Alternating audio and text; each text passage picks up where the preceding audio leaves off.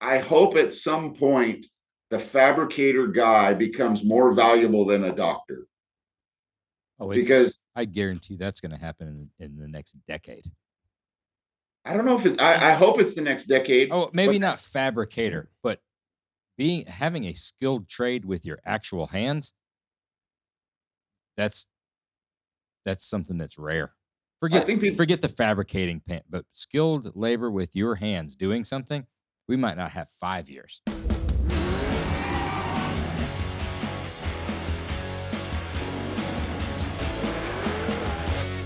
Welcome to Oil and Whiskey, an Ironclad original. I am Josh Henning. I'm Phil Gerber. I'm Jeremy Gerber.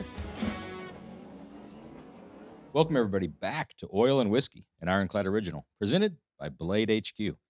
We've actually got a little Blade HQ shout out later on in the episode with in the glove box. We'll tie back to Blade HQ. Circle back. So stay tuned. You must be packing something special today, huh? Is that what's going on? Am. Phil is as well. Are you not? Yeah, I got some cool. Got something a little special? Yeah. Just go to bladehq.com/oil and whiskey to shop their selection of knives. Today's guest is Rodger Lee of Ironworks Speed Kustom, which is known for high-end custom fabrication. We also have another edition of RoadsterShop Hall of Fame. But first, it's time for On the Gas. In this segment, we take some time to shout out an individual vendor, shop, or company that's got their foot on the gas, doing great work and taking their projects or industry to the next level. Since we've got Rodger on already, we thought it'd be something a little special and give Rodger a chance to throw an on the gas. I know you've been doing that the business development class, so I'm sure you've probably seen some guys. So putting you on the spot, Rodger, who do you have for on the gas? I'm sure somebody's going to get mad at me for not getting mentioned here, but I, got a 3-minute warning here. So I just look at these guys that started in this business. I mean, we a lot of us all started 15, 20 years ago, and we were putting in these super long 16-hour days. And now the days are still long, but they're not quite the same. But it's also not as life or death, maybe,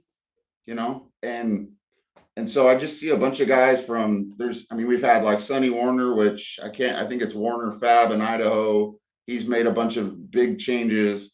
Sean Manley, which I think it's like Pot of Gold Customs is the name of his shop in Colorado. And he's moving into a different shop and trying to get things, learning how to say no, which I know you guys have talked about. And that's a difficult thing of learning how to do, is just to say no. And you got Jay Riggs at Riggs Fabrication in Texas.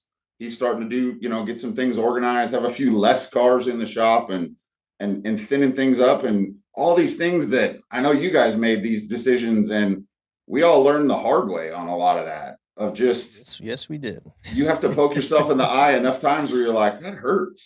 Let me try the other eye. Yeah, you got two of them. I got one more eye left. So but you got like Aaron Perry at Wilco Classics, he's making some changes. There's, I don't even remember his first name, but Kitty Classics in Florida was making a bunch of, I'm sure I'm mutilating these guys, but there's just a bunch of them that have made a lot of cool changes, and some of them went back and raised their labor rates on the very next day, because you're charging that much in 2022.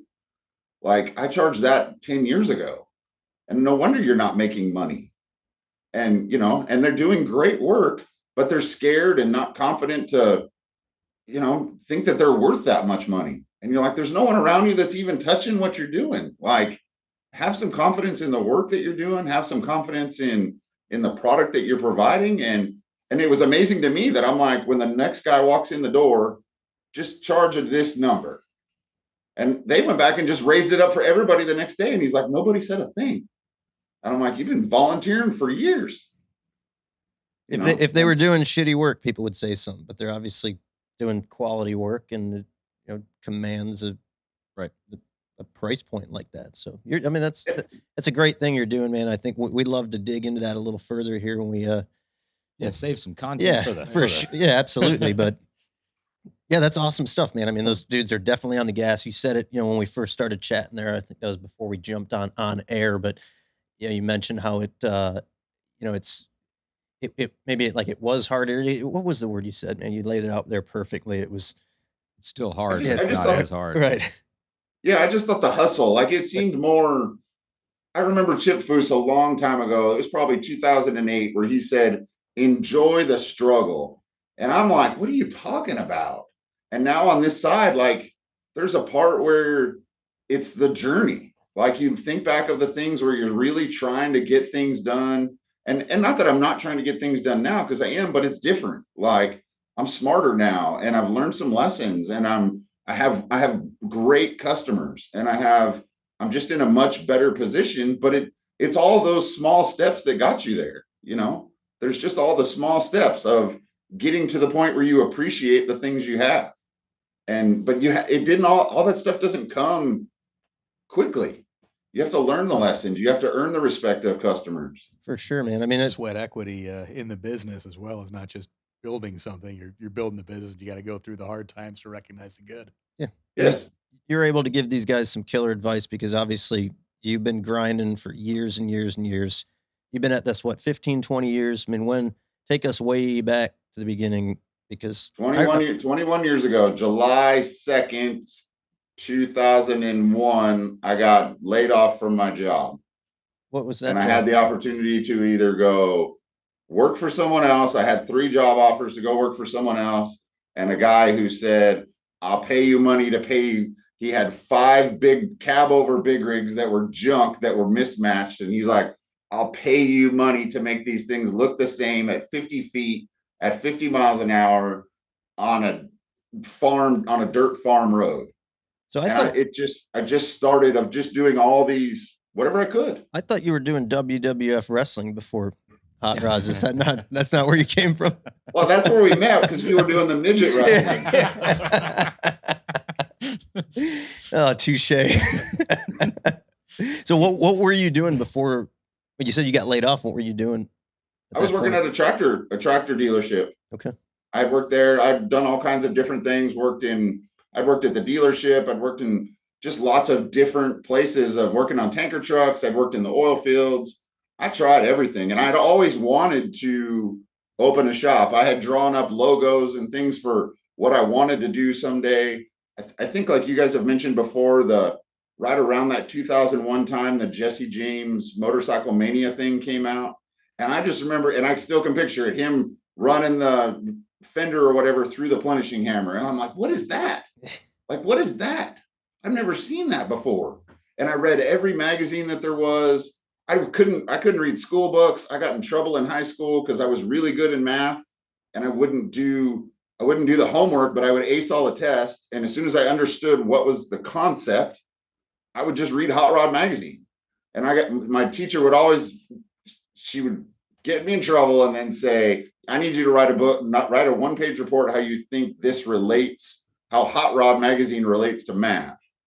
And how I would love to find that broad today. Yeah. I hear you. I wasn't. Yeah, I started reading Hot Rod magazine later, like senior year. I started with like just going through Summit Racing and Jegs catalogs because I was like building my wish list of like how many did I want the 1/2 inch or the 1 inch phenolic carb spacer. And then I graduated to actually like something that had some substance, and I started learning some shit about hot rods. But yeah, that's where it all starts. For some guys. Yeah. I just was always into cars, always. I built Legos up until I got a car. As soon as I got a car, the Legos were gone. But I remember being 15 and you're talking to some girl on the phone, and I got to the point I could sift my hand through the Legos quietly because I didn't want this girl to think that I'm 15 still playing with Legos. I was building model cars and playing with Lego. And then as soon as I got a real car, it was over with. Was that That's all I something? wanted to do. Was that something you were raised into, or family that was into hot rods, or just something that you were just drawn to? My father was around until 7th grade, and then there was a family friend of ours from church that he had taken me to the Oakland Roadster show. We'd gone to a few places like that. He had stacks of Street Rodder magazine in his garage. He had been building this car in his garage for 20 years. You know that story. And it was just, I'd been around it, but so my first car was a 66 Volvo that somebody gave me, and I later figured out why. And then I had a 66 C-10 truck that was awesome, and I wrapped it around a palm tree in the rain one night because I was a week away from getting new tires. And it never rains here, so you're not really worried about hydroplaning in the rain until then. And it destroyed that. And then I got into the Volkswagen scene, and I had a squareback that I built that I had painted with spray paint and tried all these things, just trying to do everything I could, painted it a few different ways and just work my way through things, build a couple motors for it, had it slammed on the ground, replaced the exhaust all the time because it drug on everything, had Porsche alloys. At one point I had 312s in the thing and it would just rattle everything out of the car. But it just was that progress. And then eventually I went to UTI and did the trade school thing. And the truck that I first bought when I started at Caterpillar after UTI was the 57 Chevy truck that everyone was kind of the thing that put us on the map. I bought that from a co-worker at Caterpillar. Oh, that's cool. So before we get to that truck, because I know that's definitely a pivotal point in your career and in the shop's trajectory. So you get laid off at the tractor place, and you've got this guy. You're building these cab overs. You're doing that. That's awesome. That's great. You can fund yourself to get going. So through that time, are you finding other customers then, or take us from, all right, you've done these cab overs and you made this guy happy, like you said, 50 foot, 50 mile an hour.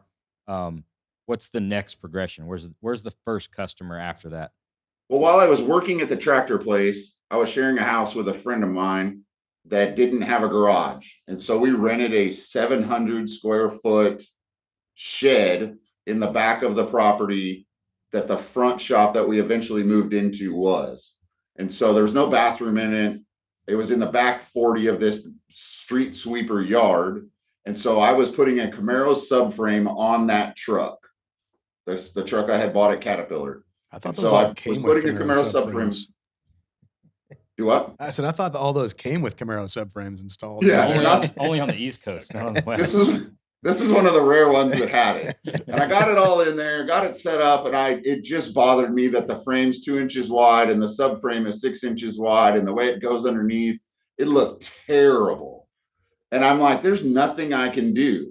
I tried all these things, and eventually I threw it in the trash, bought another frame, and then that's kind of as we go down the road. But in that building in the back, we had this shop already. And so I was trying some things. My buddy was painting some rusty patina jet ski. Another buddy of mine was building a chopper thing in there. And I had bought a MIG welder. We were just trying some things, really. And so I really had never worked at a shop. I had just learned how to weld through, I had had a job before that where I was a youth pastor at a church. And so the requirement when I was working at the church, because I didn't want to go get a Bible degree, but I was a youth pastor. So it was pretty fun and had a good time with the kids doing those things. But I didn't really see myself being the man of the cloth, I guess. And so but the requirement while I was doing this job, you and Josh was to go to college. Share a little bit of background there too. Very similar. And Josh, you keep that kind of little tight-lipped. We haven't heard much about that, have we? Very similar. Yeah, my dad still is a preacher to this day, and that was definitely his wish for my trajectory, was to, like you said, go to Bible college, go to that. I did attempt Bible college. They knew that I wasn't. Yeah, so they asked me to just stop trying. So yeah, after a year. So yeah, to go on. So I did the youth pastor thing before the tractor thing, and that's where the guy with the cab over came in. Is he was a guy that had attended the church. So, but while I was doing that part, they said I needed to be going to college. Well, in Bakersfield, you can either go to the Cal State University thing and get some crazy teaching degree or something. And I didn't have all I'd done was go to trade school. So, but I learned how to, the motorcycle mania thing. So I took every TIG welding class at the community college. I took every machining class. I took all these things that weren't related. But I took an English class or whatever was required for the job. And I did that for a few years, but it wasn't going to be a long-term career for me. And I had a girlfriend that was kind of serious. And so I thought I had to go get a real job. And so I went to the tractor place, and that place is kind of a mess. But working at the church really set up the long-term of some of my first few customers were like, hey, if you're going to pursue this thing, because I still remain friends with some of them. When I got laid off from the tractor place, he's like, you know, if you want to paint these 5 trucks for me. And I had another guy that wanted me to install a lift kit on a Jeep. And it was just I maybe had 2 months of work and just guys who kind of believed in me to do some things. And all I did was just work, just 7 days a week, as soon as I could get there till you're drop dead tired and just go home. And I just would parlay the extra money into this ad in the local auto trader, you know, when we didn't have Craigslist and everything. And I just placed an ad in there and showed the work we could do, you know, had an ad and people would come by and look. And one guy wants me to build a snowmobile trailer, which I still don't get in Bakersfield how that guy needs a snowmobile trailer. But I remember doing that. I did a lumber rack. I needed a guy. There was a guy that brought in a truck and we airbagged his truck. And it was the very first truck I'd ever airbagged. And just kind of just stepping stones. You know, I eventually built an English wheel with this Chuck Smith Motorsports English wheel kit, and built that and started rolling some sheet metal and made a roof for a Divco milk truck. The guy with the 50-foot cab over trucks, his brother wanted me to do some work on a beautiful 64 Belvedere 4-door. And so I did what we had to do on that and realized when I got done that I had made $10 an hour on this car and I was paying my buddy 15. And I'm like, this is not going to work. The whole time you're doing this, was your end goal to start a hot rod shop and get into the custom cars, or were you just still trying to figure out just where you can make money working with your hands on something automotive or fabrication related?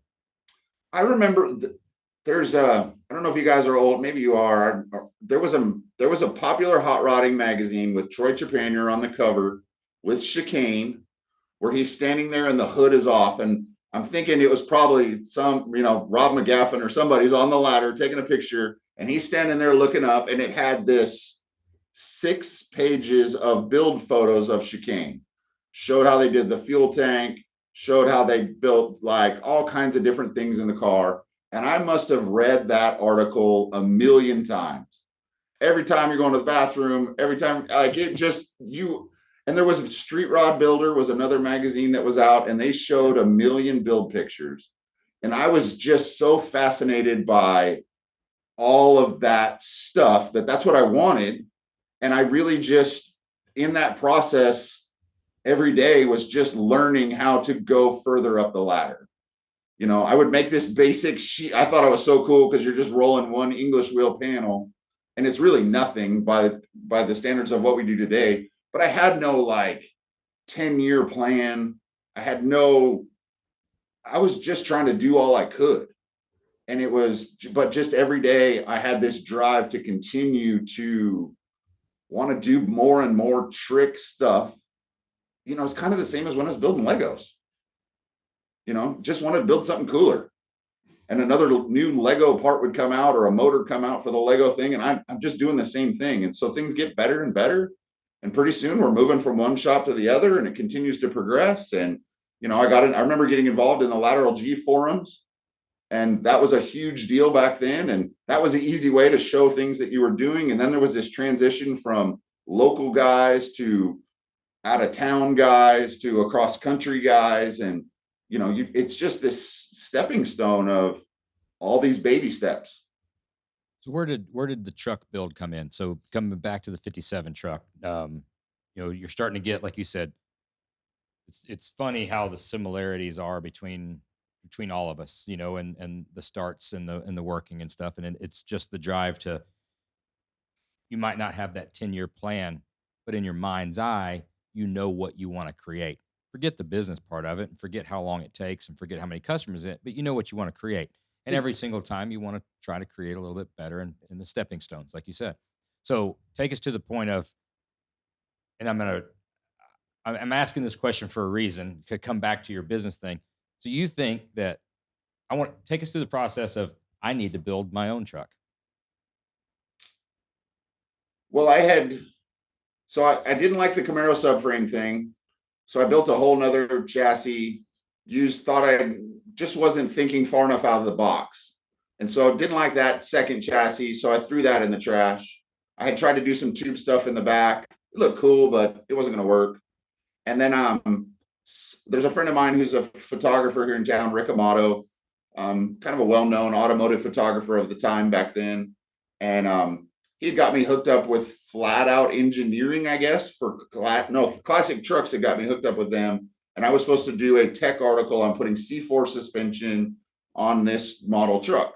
So I built the whole chassis with that stuff and I bagged it, but the C4 stuff scrubs on the ground when you airbag it because of the style of suspension. So when you bag it, like it would bind up or you would air it up and you hear the tires go reek, reek as it's sliding on the ground. And I had a guy walk in and wanted to buy that frame because he'd seen it in the magazines. And I thought, I mean, it's cool, but I didn't like it. And so I sold it to him and I bought a tubing bender. And I bought a C5 Corvette transaxle. And I had this idea of, probably from all the magazines, of seeing chassis fixtures, chassis tables. And I had the idea of mocking all this up in space at ride height and just kind of going with it from there. And that's really where that chassis came to be, of kind of slowly. I remember Bob Ryder from Trucking Magazine had found out about it somewhere. He came up and wanted to do this big build series on how to build a cover truck. Because, I mean, I guess when they saw this frame, they thought, oh, this thing has to be on the cover of a magazine when it's all done. And so I was just building the truck. At night, I would, so I've been in business probably 4 or 5 years. It wasn't as cutthroat as it was when I started. And because I had to work every minute when I first started. And so as the progress went on, I just kept developing things. And my mom had passed away. I'd inherited a little bit of money from her from a life insurance policy. I had looked around at trying to be smart in investing that. I thought I needed to invest it and do some of that. And a good friend of mine, there was kind of 2 parts of that story. He was a business guy that gave me a bunch of advice. And he said, the one thing you can go and like put it in the stock market and invest in someone else's business, or you can invest in your own. And I'm like, so you're telling me to build my truck with the inheritance money? Because that doesn't sound responsible. Yeah, that might not have been what he was telling you, but I get like the investing in yourself is always a solid move. Interesting. Well, it actually was. So as we got a little further down the road after that, I had, to put some more stuff in it and kind of made some billet pedals and things. And one night at dinner, he goes, so what's it going to take for you to get your shop to the next level? So at this point, I had this truck that was like kind of this rolling chassis.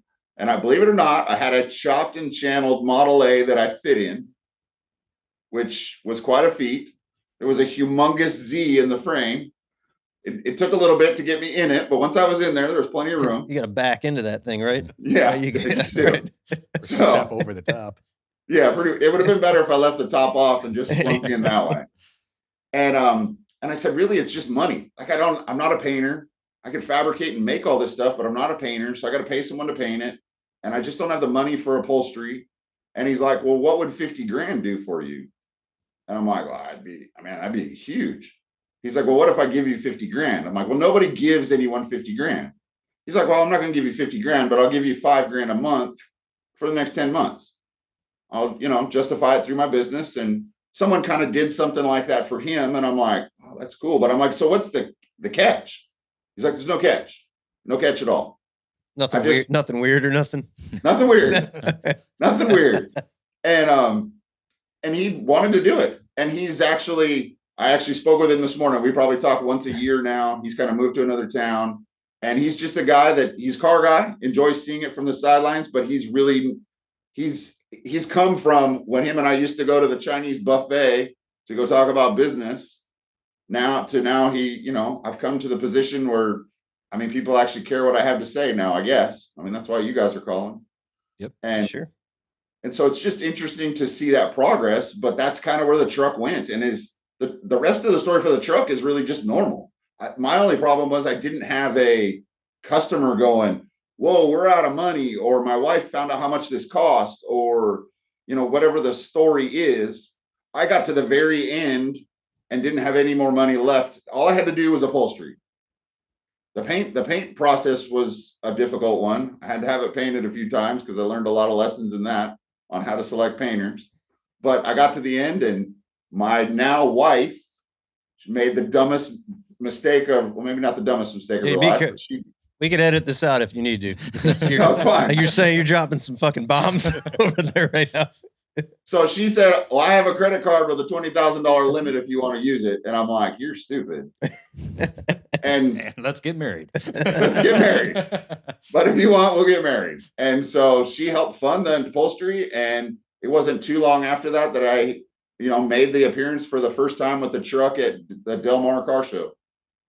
And, we had other cars that we were building. It took me quite a while to get everything. It was probably a 5 or 6 year process of going from that. But I bought the truck in 96.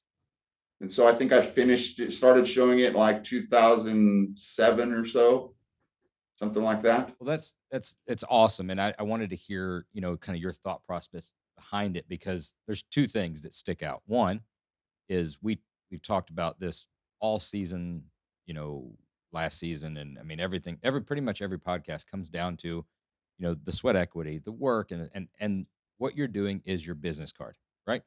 Well, your business card on your first, second, third, fifth vehicle still needs to be pretty fucking cool, right? Just like what you hope your 15th, 20th vehicle is. So we talked about donating, right? We've talked about this before, is to be, to oversimplify it. The definition of a success is donating less every single time, right? Pretty much.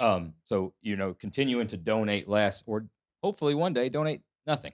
But we're still trying to get there. Yeah. We've all done this, I mean, me and Jonathan, when we were doing our thing coming up, y'all did the same thing. We've talked about this, a bunch. We were doing it for customers, and we would put in the hours and do what needed to be done over and beyond what their budget would allow, because we wanted to put this out. You did this a little different.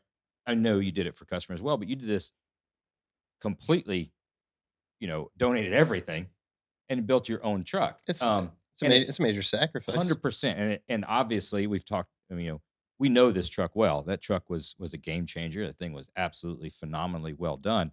Now, to guys that are coming to your business development class that say, we got to put ourselves on the map. We need to self-fund a shop project and get ourselves out there. What do you tell those guys?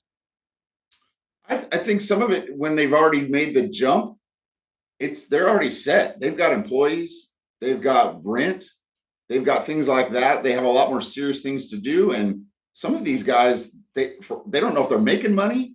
They don't know if they're losing money.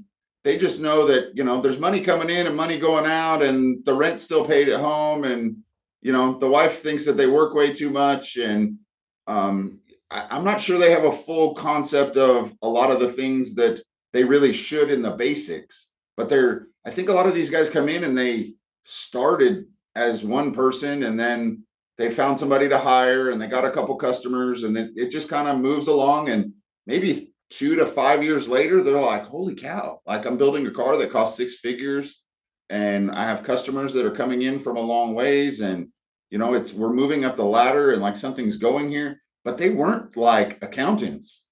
They're not. Their invoicing is terrible, and they could be putting themselves. 100% get what you're saying. But if a guy comes and says, hey, I inherited a little bit of money from my mom passing away, and my soon-to-be wife's got a $20,000 credit limit, I'm going to build this truck or build this car or build this.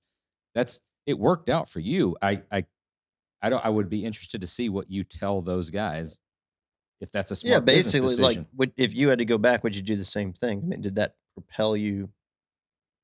But I feel like I had help. I mean, people aren't going to find 125 grand. My mom had to pass away to get the money from there, and John had to give me 50 grand, which is crazy. Right. And yeah, if you can get those two people to do that, sure. But I just tell the guys, the most important thing is to get cars to the curb. Get cars out front. I don't think it matters if you win Street Machine of the Year today. I'm not even sure if any of that matters in the big picture if you do nice work. There's a lot of guys who always get second place that build nice cars. That, because there's always steep competition. but I think a guy who just, and I think I watched Troy Gudgell's one with you guys, and he had said that he gave things away to make the car happen, and you have to do that as you progress forward. And if you don't have the avenue to get everything done well, I mean, don't just put something half-ass out front. Right. You got to the key thing is to get quality work done. But I think once it gets serious and you're in the trenches and you're like, man, I don't have a lot of extra money. I don't have a lot of extra time. You know, I'm having to come behind. I have these employees that do this, and I've got to come in and make sure that this is all what it needs to be, because my staff isn't quite what I would ideally hope it is. And so you have guys that are coming in there. Yeah, it's the best way you can do it if you can show, because you're only as good as the last car you built. 100%.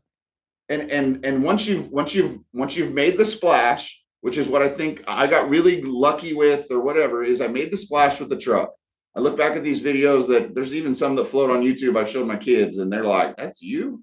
I'm like, "That's me." And I'm standing there at Columbus, and I got my old glasses on that I used to have when I was, I don't know what I was thinking, but I wore the glasses and had all the things that we did.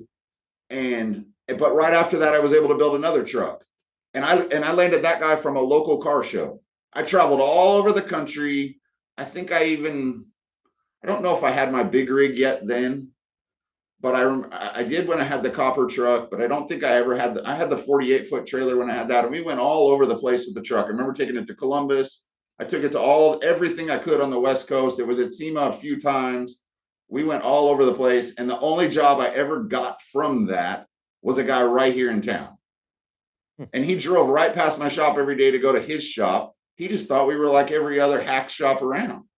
So he never stopped. And once he saw the truck there, the local NSRA thing, he wanted to build a truck. And so we wound up building 2 trucks for him.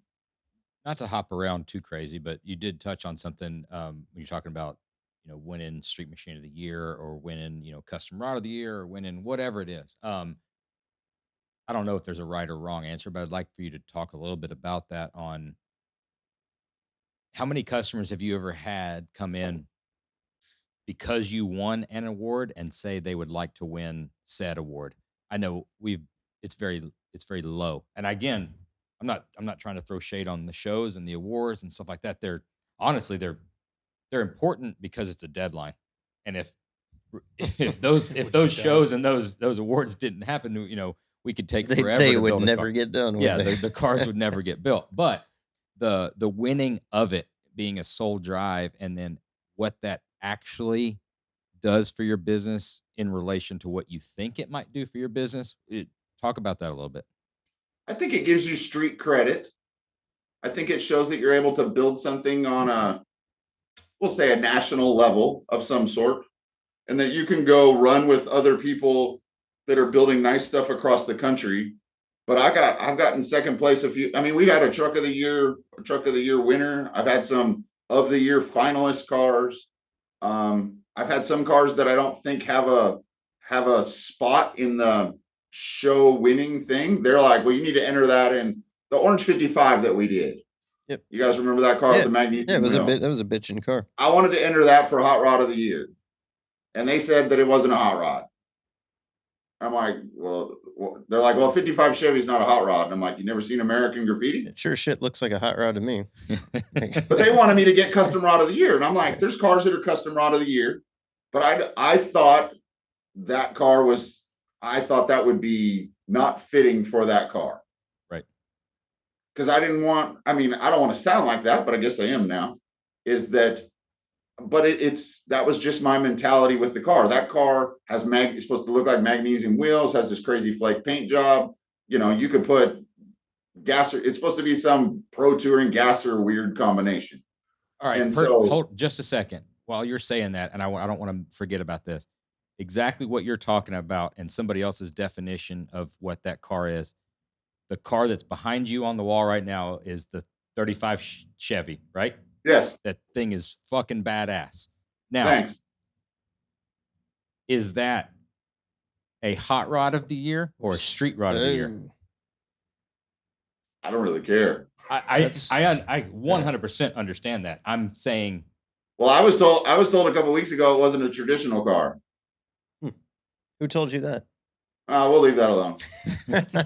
But you know where I'm going with this, because I 100% know the style of car that is, and the quality of build that is, and what it should be. But I also know what other people will think that it should be. I wish there was a way. It is. I wish there was a way that I could show that car in paint and then go back and show it in bare metal afterwards. Because I feel like we did a lot of stuff on there with the latest technology. We machined a lot of stuff because those running boards and the seats, like the customer wanted chrome bomber seats. So we wanted to chrome the bomber seats with the leather, which I think has a cool contrast between the two. And I'm sure you could hand beat all the aluminum sheet and and you'd have just as much money in them as if you machine them. Because if I design it, I only got to design half the sheet, mirror it over, make 2 seats. It all fits in the car, goes to chrome, costs $20 to chrome it because it's already super straight. There's no work in it. Where are you getting stuff chrome for $20? Tijuana. That's going over the border. You just spray it on there. But it's not like as if you're sending something there that they've got, they got to hand pick it and file it and do all this crazy stuff to make it where it's that straight. And so, but I think a lot of people looked at it and think because there's billet aluminum on it, that it's not a traditional car, even though it's got real magnesium wheels. It's got solid axle in the front. It's got a quick change that is loud as heck.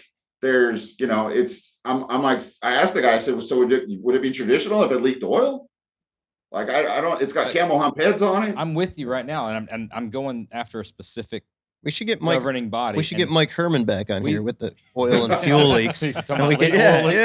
We love good guys to death. We've got a great relationship with good guys. But this is something that needs to be addressed, I think, for the future of specifically this style cars, because just how things are classified. That car is this. What will happen, and this is.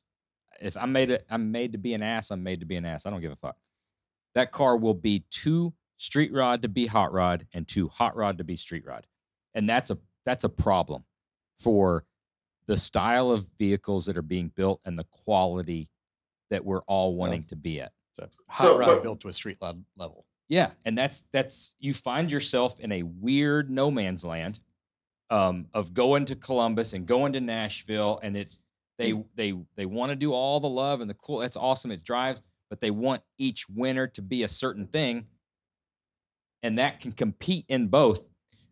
I think the way that Barry's Catalina. Yeah, I mean the way that I see it, like the awards are tough. Like when you focus on the award, but a car like that, like I was totally drawn to that car at the Roadster show, and I'm geeking out over it. It's so bitching to see all the details, and me being a guy who's been in the industry for a long time, I can appreciate the hell out of it.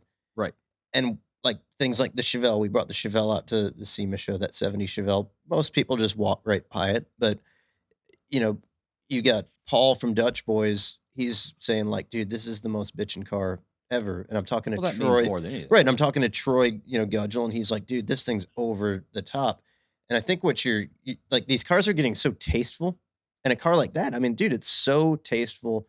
It's so much better than it's so much better than what the damn car was, and the right people appreciate it. But maybe if you park that car at the SEMA show, a lot of people walk past it, but it's not the people that you want, Well, the thing is, like he said, though, they don't walk past it in bare metal.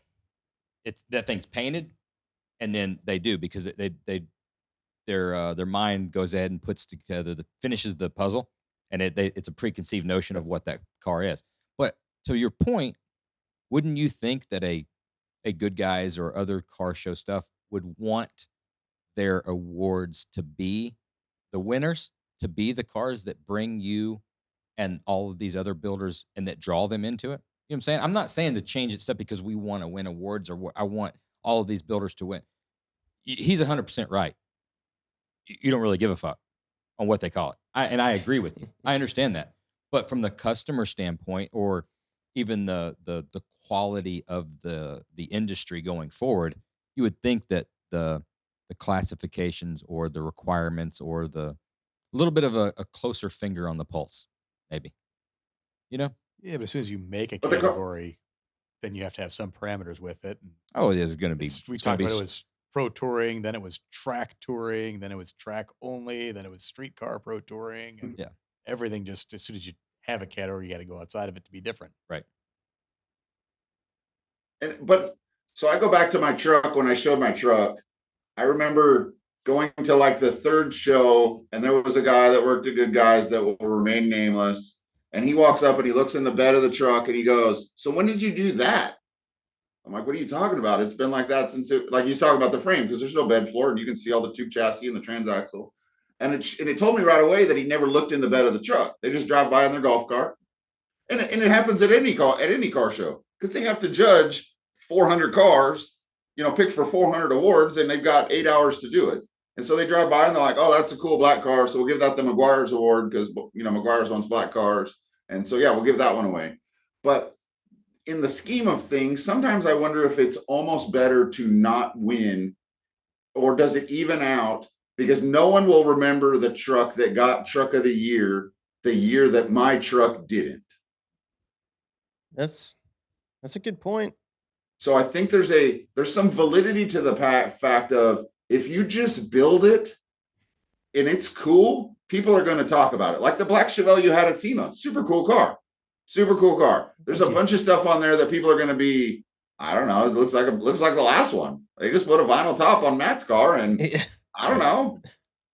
But if people talk about it, and sometimes I think it's even better if it's that blatant, where they just, everyone else can tell, or Rodger can be in California and look on the internet and see the car that didn't win at, just say, like a Columbus show, or wherever it is, where there's a Riddler, where you're like, you could take Dave Lane's car, or you could take the Matranga 55, you could take some of those cars that are there for the Riddler, and it's all great competition, but you can just look at them and go, that car's just cool, and that one is built to have the longest laundry list of modifications. The only thing 100%. They didn't do was put an aquarium in the back of this car, and it won the Riddler because it has all this stuff. But this car is so much cooler. Yep. Because there's no taste in it. But the taste, when you can combine all that stuff together and see the big picture of it, people are going to talk about it and be like, I think they talk about it more, because they're like, that car should have won. Can you believe that car didn't win and this ugly thing did? That's a good point. Yeah, you got a good point. Talking about taste, though, from your experience, who do you think has some of the worst taste out there, car builder wise? Are we going to edit this one out or not? Josh just always tries to slip those in there. I'm going to get somebody one day. Dude, I actually I've listened to a few of these at the gym. Now, I don't listen to the podcast regularly, but I've listened to a few, and I pick up on that every time. I'm like, that motherfucker, he tries to slide it in there every time. And what manufacturer might that be? Or what builder might that be? Yeah, don't get me started on that, because I'll say things you don't want me to say. No, you can say anything you want to say. That's fine. So transition away from the car shows a little bit. So you build the truck, you do the thing with the truck. Take us through the snowball effect after that, where you said you got the copper truck from a local show. Things start rolling from there. It's just a progress of, you just slowly work your way up the ladder. You kind of go from, you're working with these certain guys that are local guys, and your ring just keeps getting bigger of your reach. And you get guys that, pretty soon you get guys that call from outside your area code. Then you got guys that call from outside of your state. And, I think there was a lot of stuff I did marketing wise with, the forums were great. On one hand, the forums were great for all these guys who, I was building cars for guys all over the country, but a whole bunch of guys who were way over their head. Yep. Because everybody knew me for tube chassis stuff at this point. So we'd done all this crazy tube chassis stuff, and all these dudes wanted the tube chassis stuff, but they wanted to give you $4,000 a month. And so it takes 90 years to where you're ever going to get to this point, because they want this daily dry sump pan that costs, $10,000. Well, that's 2.5 months of waiting. Yeah. And so you just have all these guys, but you're just trying to get everything through there. And then they want to wide body this car. They want to do these things. I mean, I had one guy that wanted me to build a tube chassis car out of chromoly for some reason. And so we're rolling all these crazy bends in it. It was a neat chassis, but the guy died before it was ever going to get, and he worked on it. It was here forever. And eventually I had him rent a storage unit across the street from the shop and be like, someday when you're ready, just bring it back. Because he didn't live here. He was somewhere in the Midwest. But you just have these guys that they wanted more and more. And so I learned to go through that. I went through the 2008 phase where you didn't want to answer the phone because everybody was stopping their car. Everybody was stopping their car. And I had just moved. So when I started out downtown in the 700 square foot shop, I moved up to the front of the property into a 1,500 square foot shop. And I was there for like 2.5 years, something like that. Then I moved downtown to a 4,000 square foot shop. Then I was tired of all my friends coming by. Everybody was coming by all day long, to all your friends that have these salesman jobs or what, they're on call or whatever. They just want to hang out. And I'm not getting any work done because they just want to hang out because it's the cool hot rod shop.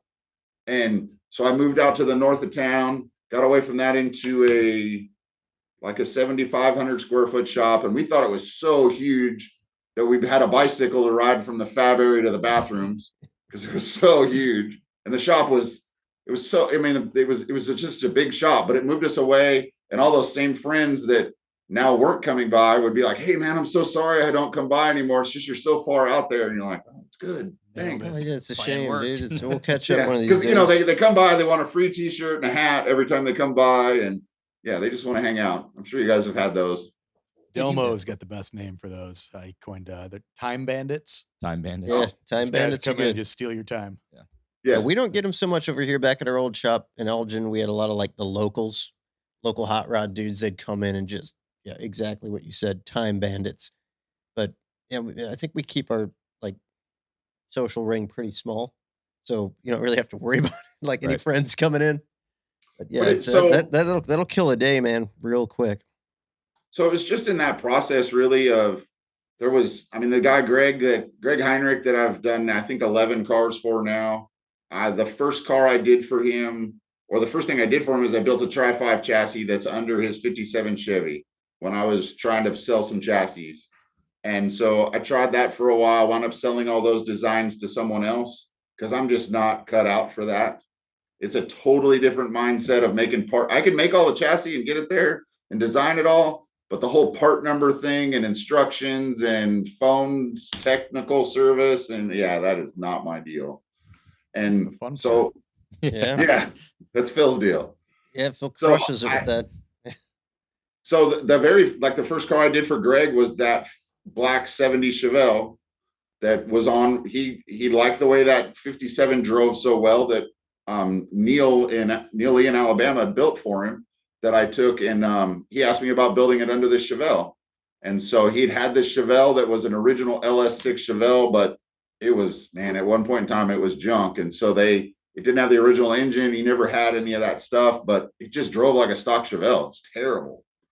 And built a chassis for it, put an the LSA engine in it with a 6-speed. We did the billet dash in it. We did some other things in it that were pretty cool for the time. And we got super lucky that car was on, I think it was 5 covers and 8 magazine features. That was a cool car.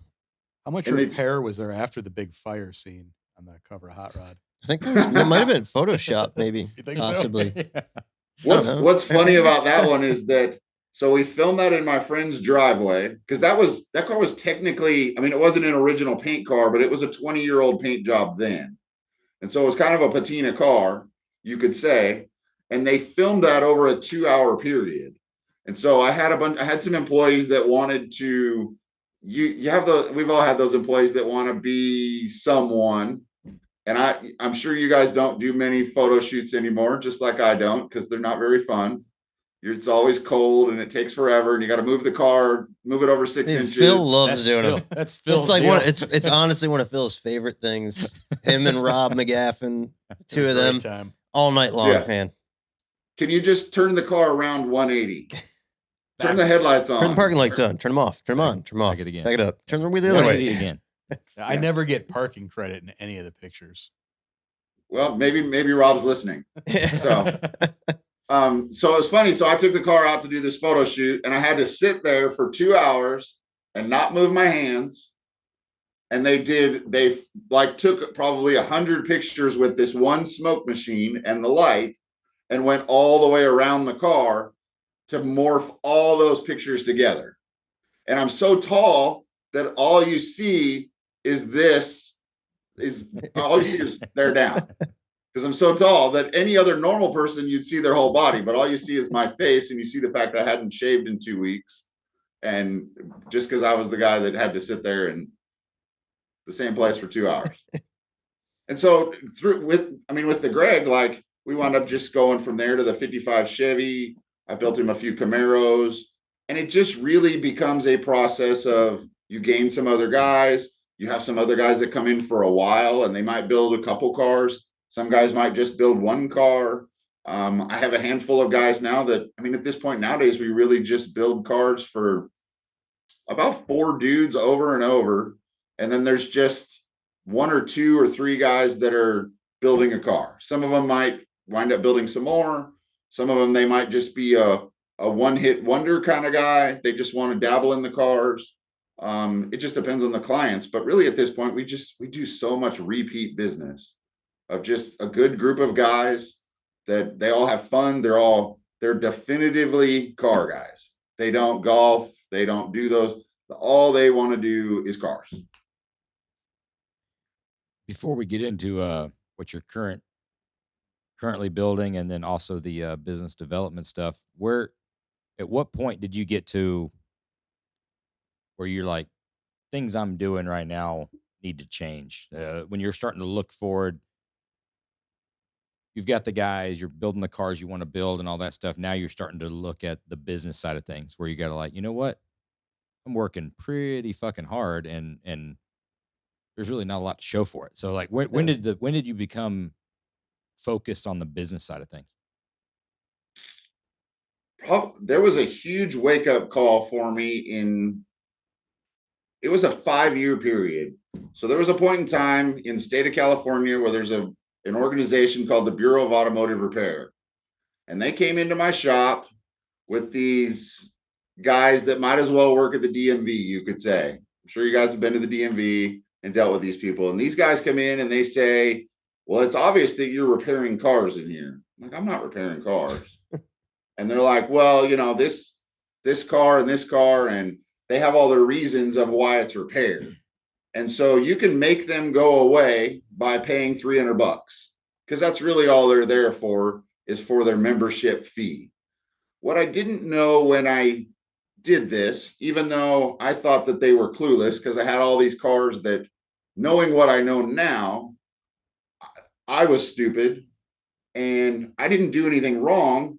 But when I signed for that, it put me into a clause of all the laws that your automotive repair dealerships have to fall into, with signed estimates, all these things that if you don't have this certain telephone number or your bar registration number or whatever on the invoice, you have to refund the whole invoice amount to the customer.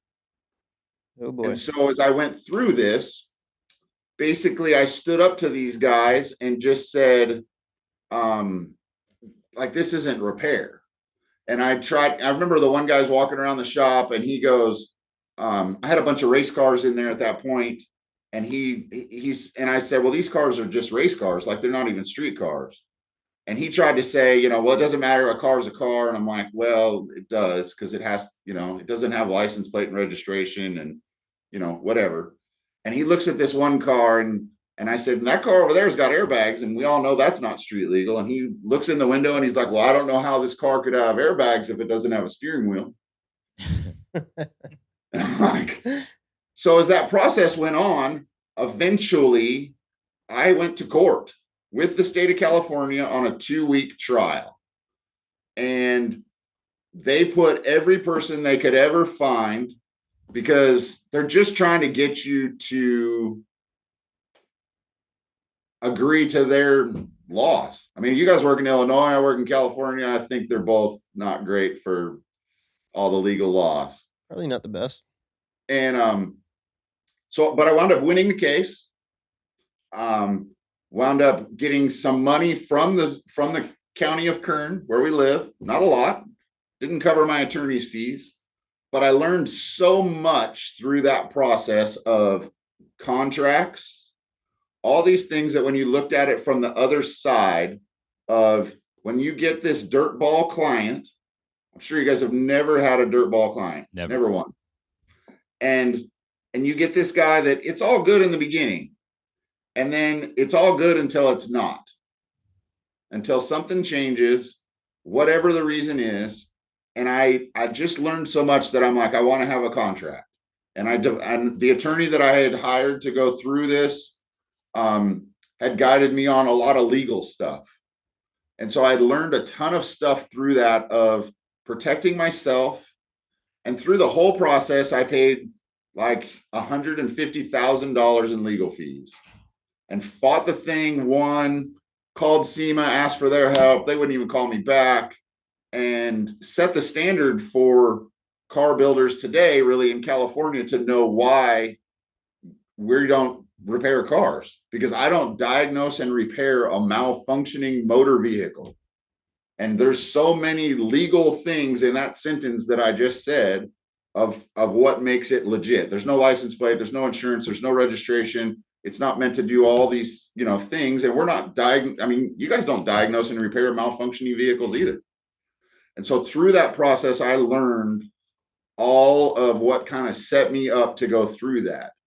And so that was probably the part that really got my administrative part together, because it was a huge wake-up call to where I now have a contract that says we don't diagnose and repair malfunctioning vehicles, because we just don't.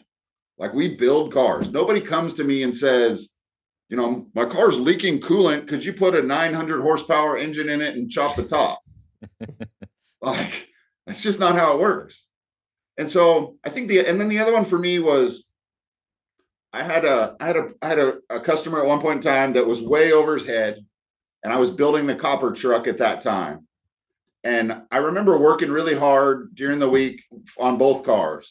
And the guy with not the copper truck, because the copper truck guy was an awesome customer. This other guy that was over his head, he would come in on Saturdays because he had to work down in LA.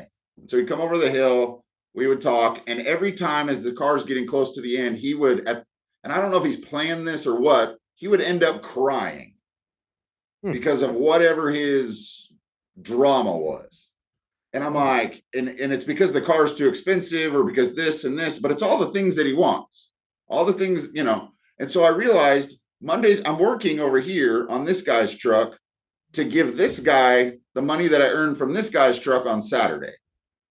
And I'm the guy that's left with nothing. So I'm working on this guy's car with this huge discount to make all this happen with all the money that I made over here on the other side. So from this good customer, all I'm doing is just transferring the money from the good customer to this guy who's just over his head that shouldn't be here in the first place. And it really made me start to realize you really need to vet your customers. You need to realize who they are. You need to talk, and not just because the guy walks in and has a car, a Pulse, and $5. There needs to be more of a process there. So what do you what's on the horizon? So obviously we've talked a good bit about the business development classes, and I think that's an awesome thing. Talked about the 35 Chevy, which is fucking killer. You took that to the rock and bare metal. You've been running and driving it. Where's that thing going to debut at? 2024 Grand National for the Slonaker. Nice. So I'm trying to take a car to compete in the show car realm, which is not really my deal, because I feel like you sell your soul with some things that I just don't think are as cool. I really like TIG welded exhaust and showing all the TIG welds and making all that stuff badass, and not this super polished, looks like you squeezed it out of a toothpaste thing exhaust, and everything's like it just I like we went to the point of trying to put all the TIG welds where they're in the same spot, but I didn't want to overdo the show car thing. So obviously the car's over the top and it's ridiculous of a lot of the stuff that Greg's allowed us to do. But everyone says, oh, you got to take that to Detroit. And I just don't want, there's stuff there that doesn't mean as much. Slonaker's in our backyard. That car should do well for that. But we'll see. I mean, I first and foremost, I wanted to make a car that even if it was junk, it had the look. Oh, it's got It's the got look, dude. That thing has definitely got the look, man. The stance, the wheels, the tires, the way they sit in the fenders. The car looks rad. Oh, absolutely. Thank you very much.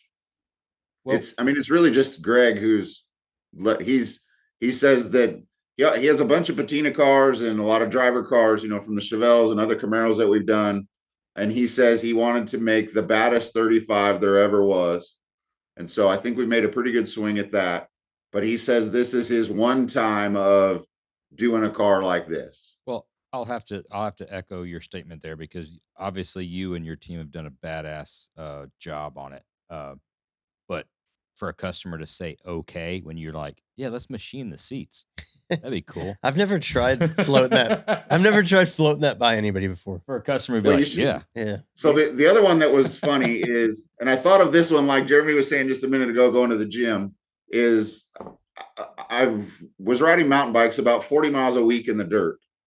And so I would ride 3 times a week, something like that. And I've been trying to figure out how to do the rubber on the running boards to not have that jagged edge when you cut the rubber, and not have a bezel around it that you glue the rubber down and put something around it. And it took me a long time to come up with a way where I'm like, could you make it where the rubber ends like Ford would have done? But I can't, at least maybe you guys got to figure it out. I can't figure out how to machine rubber. It's been, we tried it before. It's very difficult. So what I did is we wound up machining the whole stinking running board out of aluminum. So I made them 3 pieces. So the rubber is the most perfect rubber you'll ever see. And underneath has all these cool pockets that fit with the style of the car. And they're pretty heavy.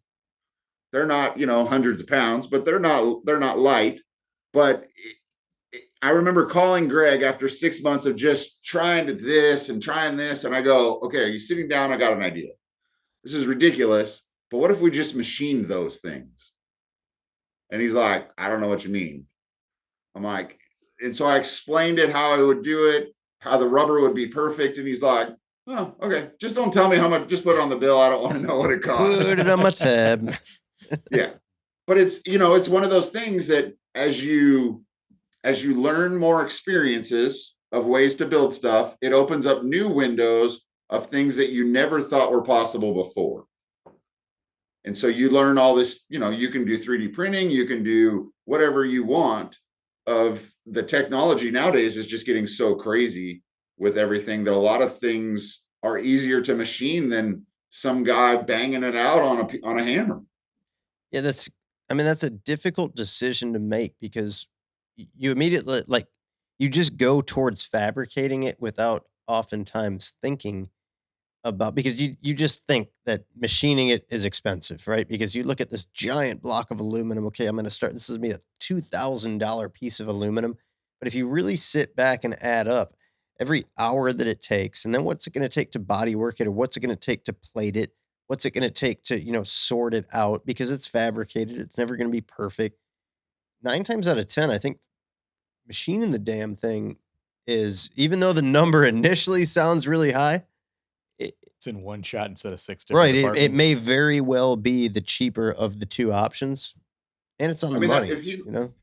If you look on the rear belly pan that's on my Instagram of that 35 Chevy, that belly pan is all machined, and we're gonna body work it, so I don't have to body work it. Like, you just spray some primer on it and you sand it up, and it's ready to go. And there's chrome pieces that go in it. They get chrome that will fit right in it. And I think the thing I was most impressed in that part was seeing the integration from the guys in the fab shop to the guys in the design shop, of having all that come together to where it bolts to the frame, it bolts to the apron, it bolts to all these fabricated parts, but is this super high-tech billet chunk that's made out of 6 different pieces. And so it was just really, I know you guys have done stuff like that too. And, we've been doing a lot of stuff with, technology for a while, but it's really neat to see different departments when all of it connects together. It's not just this whole hand fabricated body with a grill in it. you're making other parts, and we're making it, we're machining inner fenders now sometimes because they're stronger, getting other things. I'm talking about making on another car, I'm talking about making an air intake tube that is machined into the inner fender. So you can go from it's that LaSalle that I've been posting on our Instagram. So it has these ducts that come over, that go over the control arms and go back and feed all these coolers, because the grill is like 12 inches wide on that car. So we're feeding all this stuff in the back, but I can machine half of the air duct into the inner fender so that it clears when it turns, because the tires are so huge, and the car's so long that we made it turn super sharp, or put a longer travel rack on it. And so all these things become an issue where you're just trying to push everything into each other to make the room. And it's just neat to see where things are going in all of the technology. Yeah. I mean, I'm all about it. I think it's awesome. I think you've got to find that balance of fabrication and technology. I mean, we've got some phenomenal fabricators, some awesome sheet metal guys, and you've got to find that sweet spot between what you fabricate and what you machine and how you blend those together, right, to where they can work together. Exactly, because there's never a point in time where you're eliminating the need for a one or guy, the other. right? But you've just got to find that sweet spot between the two.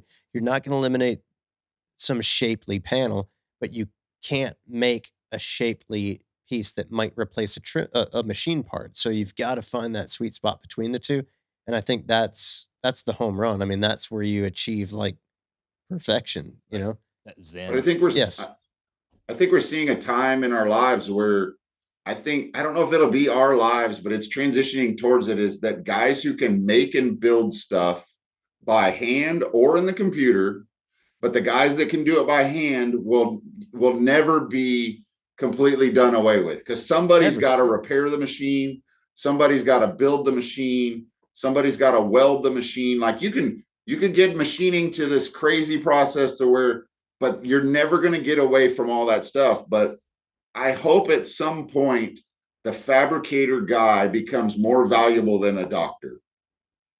Because I guarantee that's going to happen in the next decade. I don't know if I hope it's the next decade. Oh, maybe not fabricator, but having a skilled trade with your actual hands. That's something that's rare. Forget the fabricating but skilled labor with your hands doing something, we might not have 5 years. Well, you can't make an app to fix your toilet. No. There's no computer program to fix your toilet. There's no computer program to fix your AC. There's no computer program to, all kinds of stuff. But there's going to be this part where I think at some point you're going to be able to go into the doctor's office. You're going to stand there just like you do at the airport. You're going to breathe into something, and it's going to tell you what's wrong with your body. This is why you're sick. You take these, and your blood, it's going to prick your blood and do all this. And there'll be no doctor. There'll be no malpractice. But you know what? Some fabricator's got to build that machine, the machine you stand into. And, granted, there's a program that's running it and doing all that, but you're still going to have a guy who has to fix the machine when it breaks, a guy who has to, weld this part and do those things. Or at the end of the day, just the guy that's got to shovel the coal that's going to make power for all the other kind of shit. I mean, I'm telling you, hands are important. Or the forklift driver, like you said, dude, the guy that's driving the forklift. Yeah, I mean, forklift driving is that is very important. My dad, he was a very accomplished guy. He did a lot in his life, but probably one of his like proudest achievements was just getting on the damn forklift, like what he could do, or what he couldn't do. He was proudest of what he could do with a forklift. What he thought he could do. What it was not designed to do. Yes, exactly. Look at what I can do with a forklift. But they never thought this Don't do that. Yeah. So now we reach the point in every episode where we ask our guest, you, Rodger, some of the standard guest questions. So first up, your very first car and a story about that car. It was a 66 Volvo that was given to me by my dad, who I hadn't seen in 5 years. He said, if you can get to Las Vegas, you can have it, or I'm going to give it away. and I see why he was going to give it away. It seemed like a pretty shitty gift. Yeah, it was the gift that kept on giving. So I figured out later it did 120 miles an hour on 3 cylinders. I don't know how. That's one of those two-door Volvos. Could never get the brake. Like, it cost me $1,000 to get the brakes fixed because I couldn't get the brake drums off. Like, they had to torch them and do all this other stuff. I finally had to take it in and do that. And I was pretty much over that thing. My second car was the 67 C-10 truck that I had. And I had been, had some slotted mags on it and things like that. And, of course, put the stereo in it. And I think that was always, you get the truck, you get it running, and you put big stereo in it. Yep. That was a necessity. So wheels first, then stereo. Yes. So next up, your favorite car movie and why? I've heard you guys ask that before, and I don't watch many movies, so I hate to say the same one that everyone else does, but it's fine. The Ford versus Ferrari is good until they race the car in the rain and overheat the brakes. Yeah. I just struck the logical side of me goes, you're not going to overheat the brakes in the rain because there's no traction, and it just, all that stuff bothers, and I kind of check out. But if they didn't have that part, I really like that car movie. But I don't watch a lot of movies. I hope there's some other movies out there. If you could go back in time at any point in time and tell yourself something, what would you tell yourself? What piece of advice would you relay to, I would say little, but let's just say young Rodger Lee? Don't worry about it. It'll come. Like, I feel like I stressed out about a lot of things that I probably put a lot of pressure on myself on things I didn't need to. I was so worried about what this person thought, or not getting this award, or just different things of like it. You spend so long trying to make every customer happy, and you should, but there's some people you just can't make happy. And I think you just spend a lot of time worrying about stuff that it doesn't matter. If you treat people right and you're honest and you do a good job, the rest of it's going to just lay itself forward. The rest of it doesn't matter. If you don't get in the magazine, or, I know a guy who's pretty mad about not getting an award last year for a car, and dude, it doesn't matter. Like, it's just a stupid trophy that goes on the wall that if the car's cool, it'll don't worry about it. Yeah, we talked about this before. The awards are great. It's fun to win them. Next year, they forget about the car that won, and they definitely forget about the cars that didn't win. Like, you don't think about it. Next year is the next year, and you just next year or next week. Yeah, you're next week. Best piece of advice you've ever received? Probably just the people that pushed me. There was a point in time when I'd gotten laid off, and I was really nervous to go try it. I don't know why. Like, I had, 1 or 2 paychecks worth of money in the bank, of money saved in the bank. I had a little bit of credit card debt, but not a lot. And I was just scared to death. And, there's just some times of just do it, I guess. But I kind of look at that now, of looking back on making things. Last year when I bought my boat, I had never wake surfed before, and I knew I was going to like it. I knew all that was going to be good, but sometimes you just got to send it. And just, mountain biking is kind of the same thing. I'm so calculated that I have to ride down the trail like 50 times before I'm going to let go of the brakes. And then you finally realize, you're like, what was I so worried about? I remember going to the Snow Summit or whatever, and there's a section there that's a black diamond trail, and I would get up to the edge. I'm like, I'm going to do it. And then something in there grabs the brakes, and you don't do it. You walk down. And then finally, when you do it, you're like, you're such a sissy. Like, why didn't you just do it? Yeah, dude, I don't know, man. Just send it. Yeah, you're at your age, at our age. No disrespect to you, but I don't know if that's great advice. Like, Yeah, you don't I've bounce like tried. you I've used to. tried doing that, like jumping on a skateboard, broke my fucking foot. You know, it's like It'll heal. getting old. You know, it's In 46 years, yeah. I've never broken a bone or had surgery. Oh, Yeah. kiss of death right there. That's Knock it, on dude. wood. I made it to like 35 without ever breaking a bone, and then it was like bone after bone. Yeah, you had a year. Yeah, I had a rough, like multiple bones Yeah. broke. And I've got a lot further to fall than you. You do, yeah. I've never hit the ground and broken them. It's always been, it's been standing. It's nothing violent. It's Yeah. just.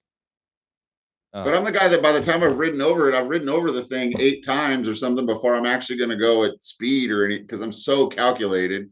I have to overthink I'm watching YouTube videos of that trail and I learn everything before I get there. I'm a studier. So I think, the thing to take out of that though is just, don't fucking overthink it. Just go for it. Right. You know? Yeah. It's the way. Get It's after the way I get it. Get after that shit. Last but not least, and everybody's favorite, what is in your pockets right now? absolutely nothing. Oh, Nothing. That's so boring. What's on your desk then? You got to have something. You got like a Velcro wallet in there. What are you rocking? There's got to be something. No, I got my money clip thing, car keys. I've had the same desk for 21 years. I don't know how I can show it to you on here. Does it have shocks on the corners? No, it is it is an old metal church desk that I painted blue with orange flames, and I was going to get around to pinstriping the flames and never did. It's like a tanker desk? Yeah, I don't know. Yeah, Metal. fucking metal desk. Sounds like dude. it. Sounds like a tanker. Metal desk, same Yeah. drawers, everything, all the stuff that it's got flames masked out on it, and I've sat here for 21 years. My feet hit the bottom of the desk. I've said for years I'm going to put a lift kit on the desk. I've sat in this can you see the chair? Yeah. I sat in this same chair with no padding this used to be a dining room table thing in a house I had 10 years ago, and I brought the chair in, and there's no padding in it, and I sit and I have no idea. It's just comfortable. There's the same thing that's on my desk, and then it's whatever. Take some of your own advice. Go out there and just do it. Just buy yourself a chair. Yeah, get after it, dude. Treat yourself, bro. I know. Yeah, maybe I'll just go with put some 2x4s under the legs for once and just raise it up. There you go. Thanks again, Rodger. Yeah, been awesome, pleasure. dude.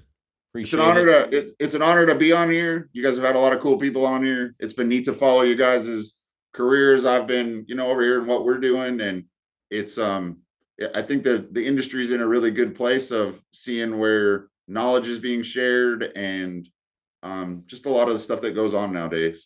So absolutely, dude. We appreciate it, man. And everybody, if you get the chance, check out what Rodger's doing with the business development stuff. Doing a hell of a justice to the hot rod industry, man. Keep it up. So we have awesome work. Just to give it a plug, but we're doing another class on March 3rd and 4th. I'm trying to space it out a little further than what we've done before. We're gonna have a minimum on the class because the last class had 5 people, and the discussion just wasn't as strong as when we had 10 in the 2 previous classes. But I want to make everybody seems to sign up late, and I really want to get some people to sign up before so we can do some of the questions in the emails of asking people about, do you know if you even make a profit? Send me some pictures of your shop and just get an idea where you see some of these guys that have 6 employees and 29 cars in the shop, and just really start to get a grasp of what those things are earlier. So just, you can see it on our website, that type of stuff. And at some point, I don't know if you guys ever make it to California, but it'd be interesting to get you guys in here for a perspective of the class. Maybe we do the class back east somewhere. We've had 27 shops participate in it so far. It's been a really good experience, but we've had, Troy's participated in a few. Jonathan Goolsby came to one, Dave Lane came to one, Mark Bowler came to one, just providing different elements of guys to do it. Yeah, absolutely super cool. Phil would be a great guest speaker. Send me the information on enrollment. I would be interested in taking the class and we'll see where it goes, man. 20 years. I don't think it's going to sink in one class. But keep up the good work, man. Look forward to seeing you, at the next show. And dude, thanks, Probably man. see you guys in January at Grand National. Yeah, see you for then. sure. Be out there. Thanks again, Thank you Rodger. guys. Thanks, dude. Have a good day. Appreciate You it. too. Later. Thanks. Thanks again to Rodger from Ironworks. Remember, you can learn more about RoadsterShop by checking out their Instagram at Ironworks Speed Kustom or by going to ironworksspeedandcustom.com. Next up, time for What's the time for, Josh? the glove box. The glove box. It's time for the glove box. Season 2 is deep voices, no jingles. Maybe. I like it better. Do Do you? you really? Yeah. Let's try a jingle and see. I stick with it. You nailed it. Just a one and done. It's time for the glove box. I like the jingles better. I like the jingles better. Glove box. Time for the glove box. What time is it? Glove box. You changed up the beat a little bit. That's Yeah. nice. It's season 2, you know. There's a lot This of- is, and what's hard to believe is that just comes to us. Yeah. No, Honestly. I would have thought there's hours of practice. I know. That's what most people think. Yeah. It's untrue. All right. First up, Phil, what do you have in your pockets this week? Your pocket. Pocket. You're wearing those single pocket pants. No, he's got Right. Phil's got cargos on, dude. All kinds He's of got a toys. shit ton of pockets. All the pockets. I thought he was wearing those new European unipocket pants. Is that a thing? Yeah, it's just one pocket in the back in the center. Yeah. Huge at the fashion shows. You attend a lot of those. I could tell by your attire. Yeah, I don't. I have a new knife. Who's that knife from? This is from Matt Saxton Via Light HQ. via Blade HQ. This is a cool little guy that I've been playing with all day. This is a Boker collab with D Rocket Designs, called their Harlock.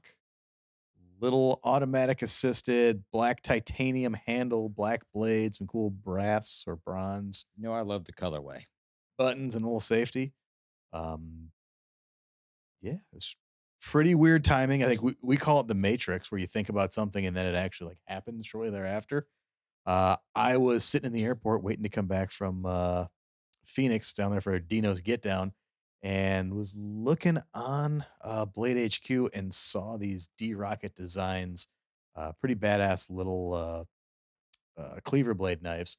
Never heard of them before. And then I saw that one, went to D Rocket Designs' actual website page, and in standard fashion, they were out of stock on everything, not taking orders. Thought it was a cool knife. Came home Monday morning, sitting on my desk is a box from Matt. Open it up, and inside, I've got that exact knife. That particular knife, I don't know how it feels in my hand because Matt Saxton sent 3 boxes. There was 2 boxes that had knives in them for you and Phil.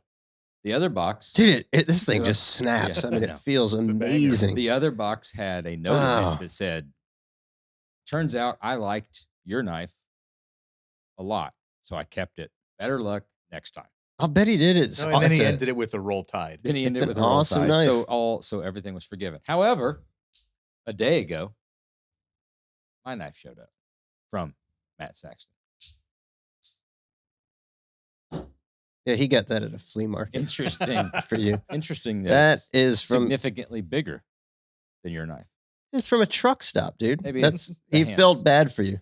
So this is from Demco Knives, also available on Blade HQ.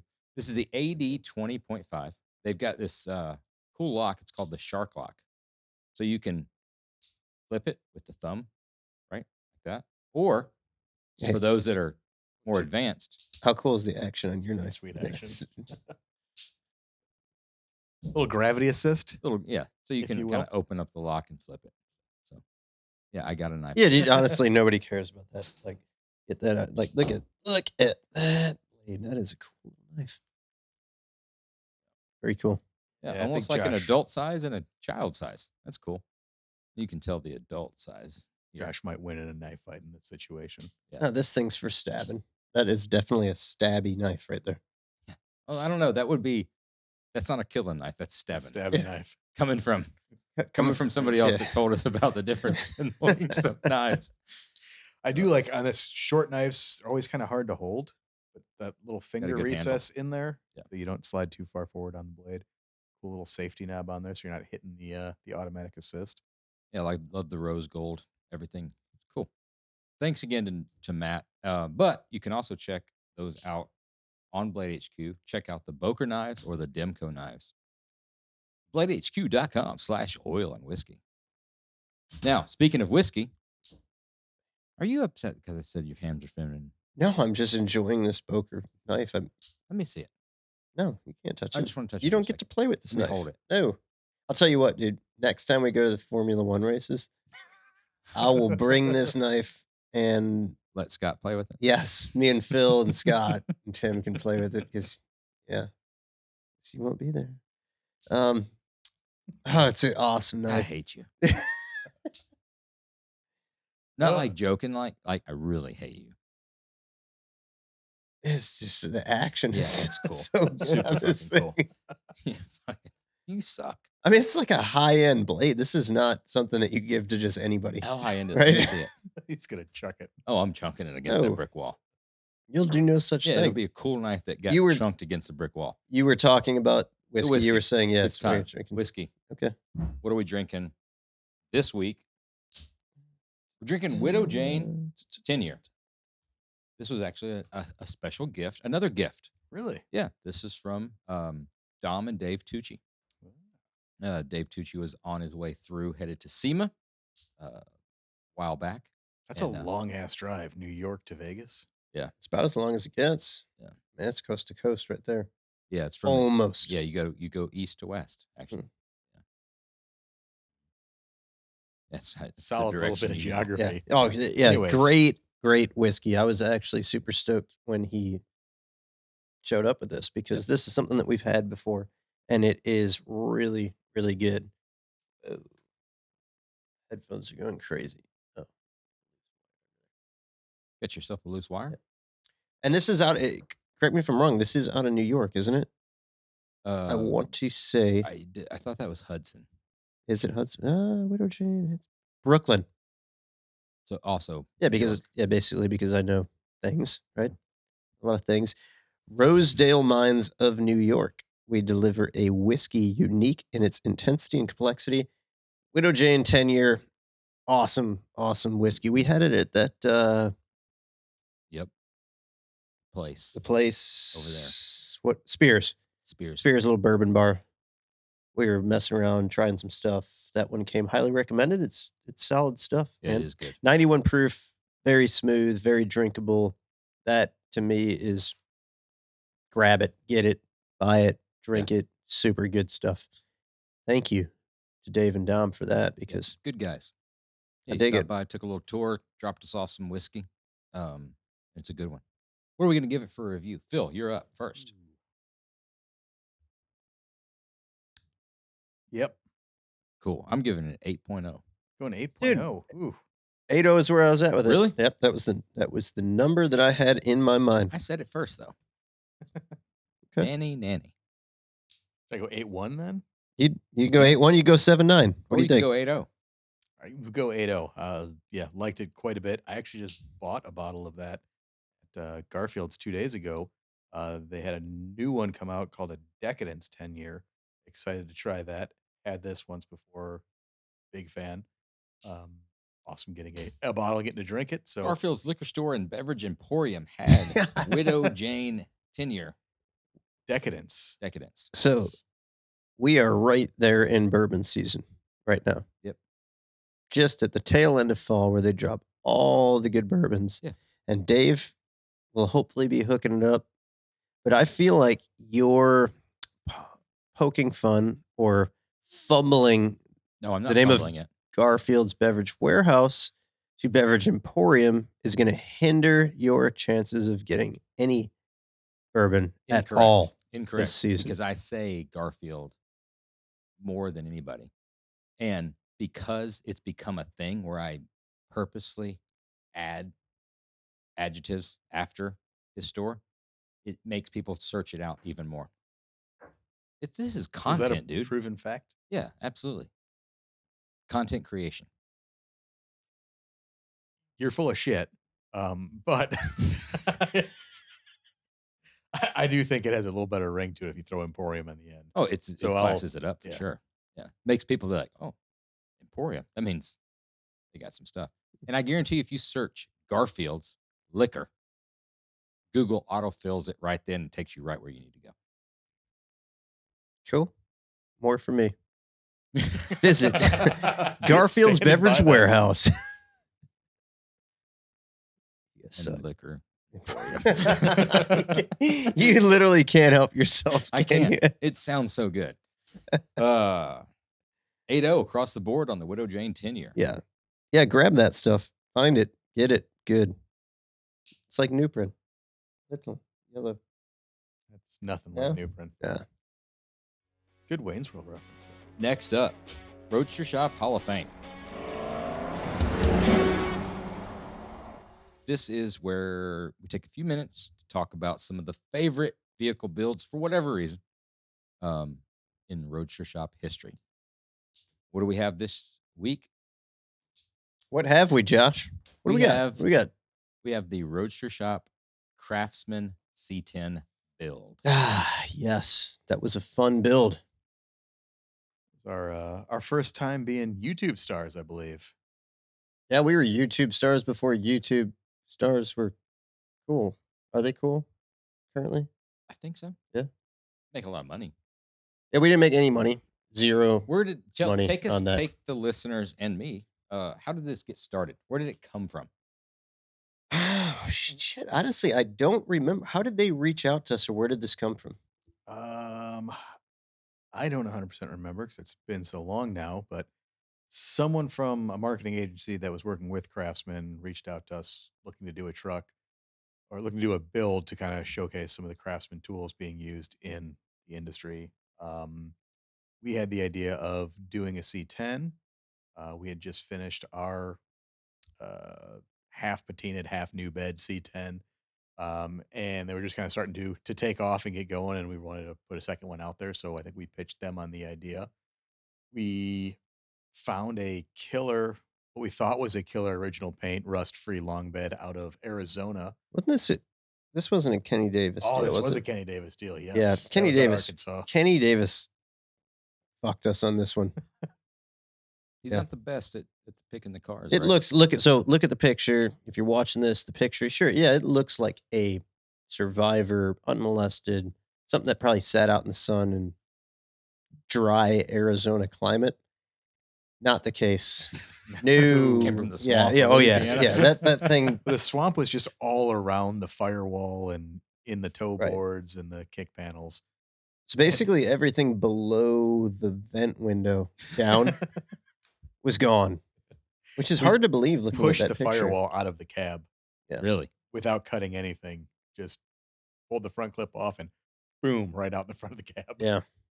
So we're hooked up with Craftsman. They come in, and this is our first experience with like any sort of TV type stuff. Craftsman comes in guns blazing. They've got a video crew.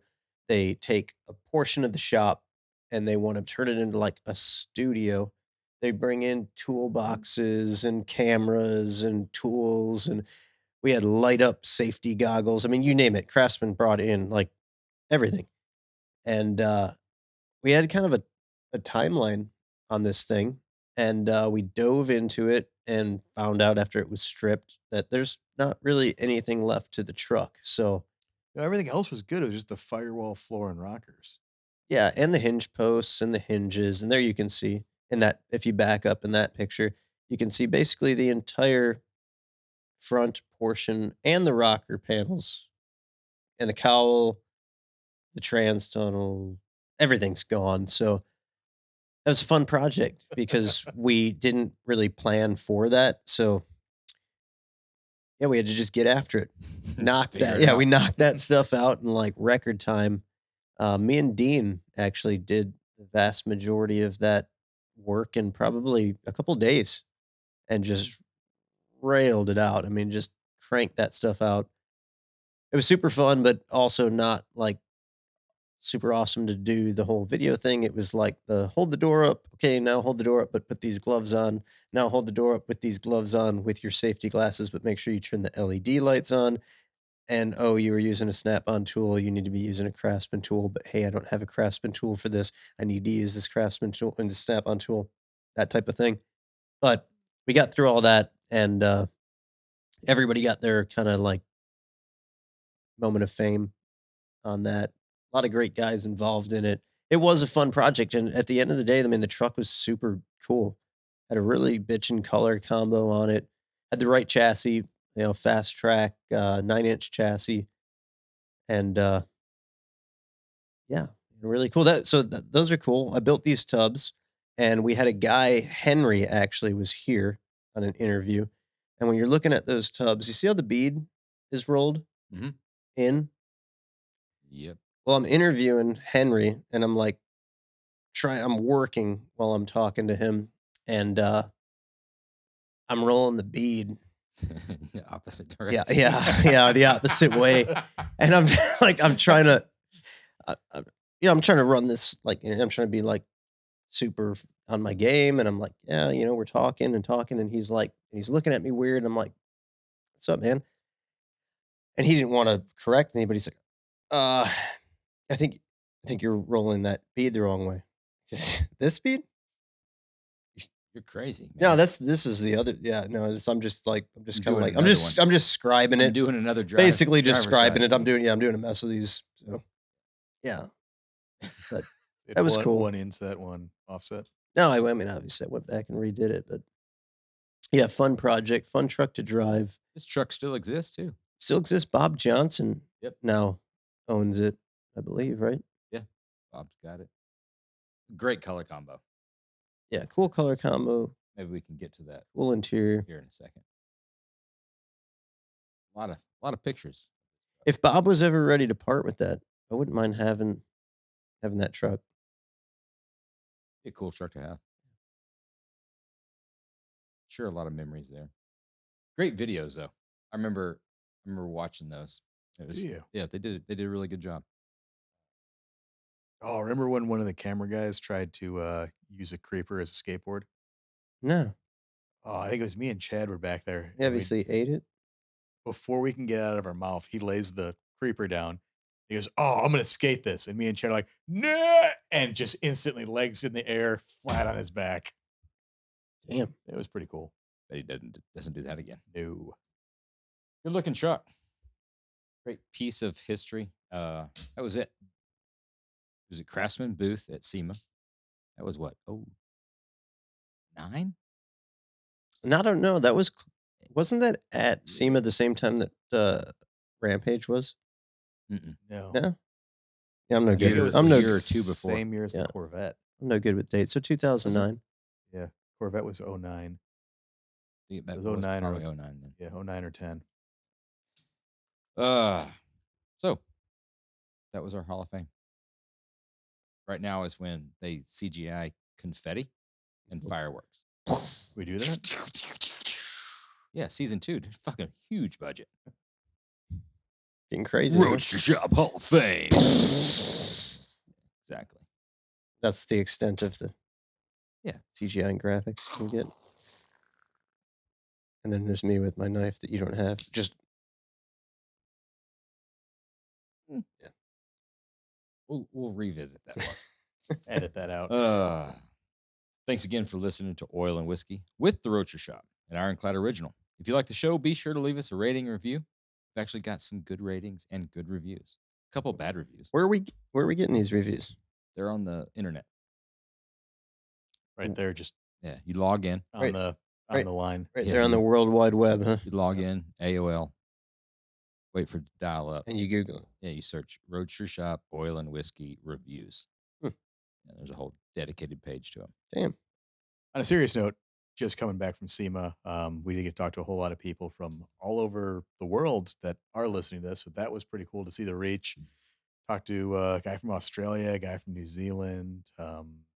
Just awesome hearing everybody's responses and listening to what they enjoyed about the show and how they relate to it and what they want to hear. So feel free to drop us a line, DMs, shoot us an email.